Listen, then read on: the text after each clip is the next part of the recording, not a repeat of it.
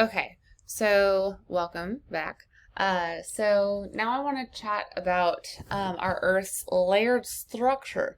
So, like onions, like ogres, our Earth is layered, right? We talked about that in our last class in person, and we really showcased how um, in the beginning stages of our planet and through density stratification, it formed all these beautiful layers in which we call the inner workings of our planet, right? So we have in the hard part of our planet, we have our crust, we have our mantle, we have our outer core, and we have our inner core.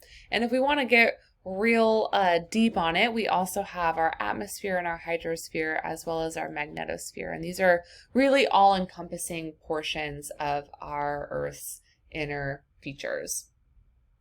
Next, I want to chat about two kind of models of our inner workings. So on the left here, we have our physical properties for model 1, and on our right, we have our chemical properties as model 2. And I really want to stress that these two models are complementary.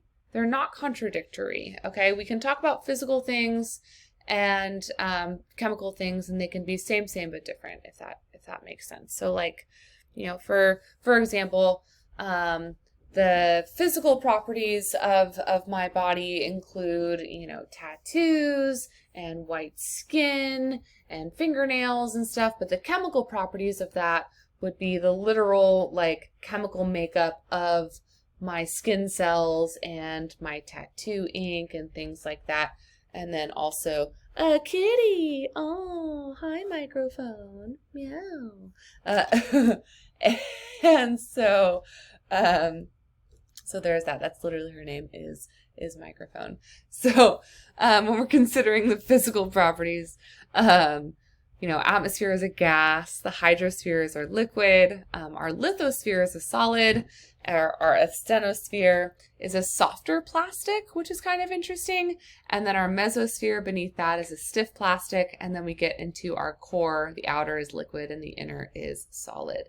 So when we talk about plate tectonics here in a little bit, it's going to consider how the lithosphere, this solid crust, moves and grooves over this asthenosphere, which is considered a softer plastic. It's a bit more malleable, right? It moves a bit more.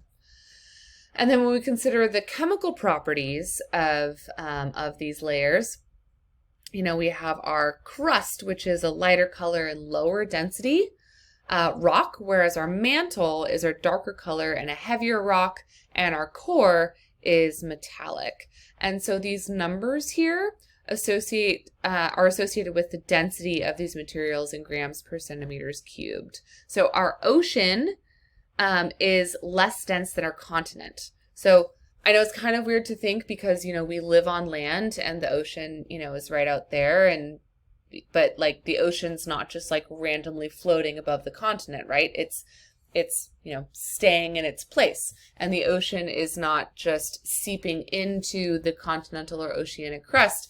It's staying above that because it's less dense.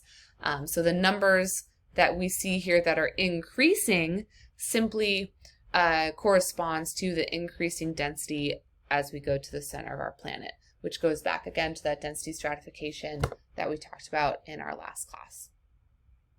So all of this comes to rise to this idea of plate tectonics. So plate tectonics is specifically defined as the process by which lithospheric plates move horizontally along the surface of the Earth atop the asthenosphere. So I know it can be kind of confusing because maybe when you've heard of earthquakes happening, you've heard of like, some earth being displaced and moved upward or pushed upward a little bit. While that's true, there are pieces of earth that are also going underneath everything. So what I mean is there's not just pieces of plate that are just like spontaneously going upwards or spontaneously sinking.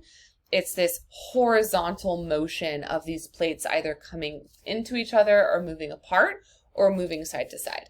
And we'll talk further on what those definitions are here in a little bit. again, we're talking on large scales here. We're not talking about like sinkholes or, things like that. So maybe if you're like, yo, I've heard of sinkholes. What are you talking about? That's honestly a subject that I'm not very knowledgeable on, but it's not on that sort of scale. So when we think of plate tectonics, we have to remind ourselves that our planet is made up of a bunch of plates. And I'm going to move my face here down a little bit. We'll learn what these boundaries are in our next video.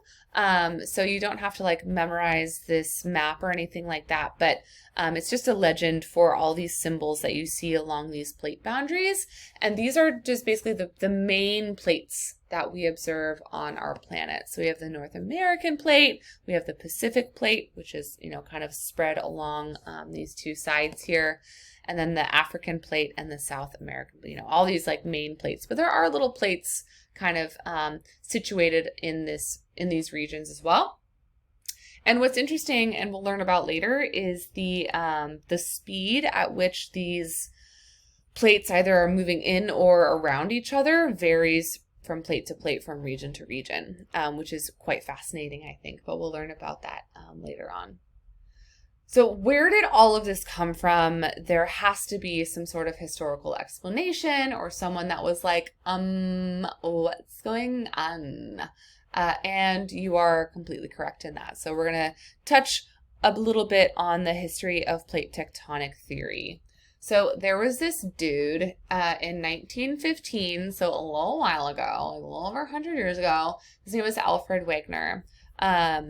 He suggested that about 200 million years ago, a supercontinent, which we called Pangaea, had broken up into smaller continents. So Pangaea, about 250 million years ago, it was like all the continents smooshed together. They were all hanging out. They were having a party.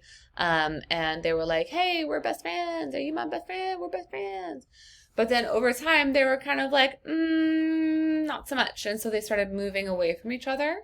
And again, really long time periods, right? This was not happening instantaneous. We live in a world now where everything we want is, or we want everything to be like super fast. Well, that simply was not how the planet works in terms of movement.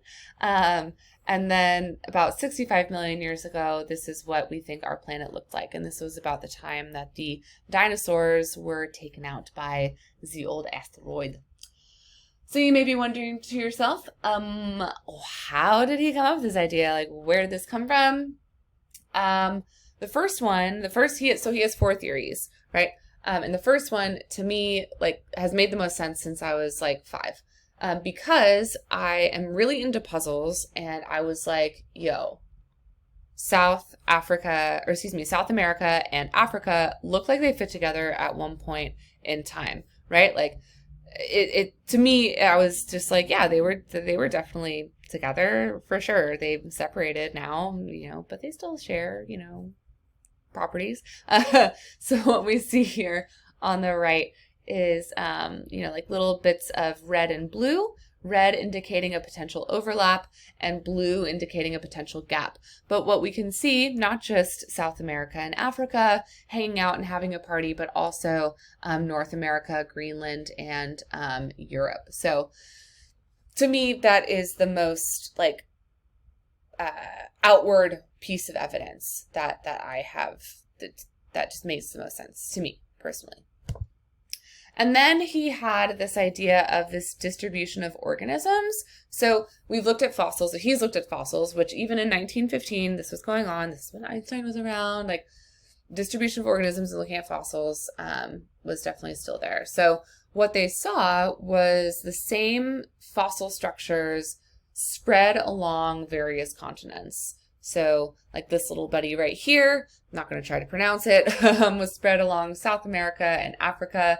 This little guy spread along Africa, India, and Antarctica. Some fossilized plants spread along all of the continents, right? And that wouldn't make sense to see all of these fossils, the same fossils of the same organisms along these various continents if they didn't all hang out at one time, right? These animals had to traverse these regions for whatever reason necessary, but they had to have done so. The only explanation really is if all these continents and land masses were together at one time previous.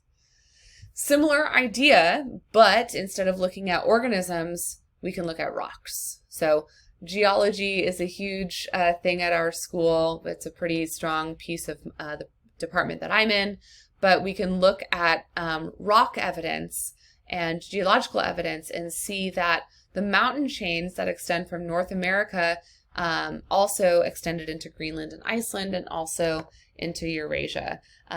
There are folks in my department that are doing in the field measurements and taking samples of rocks in northern New York and like comparing those to our colleagues in different regions and showing that indeed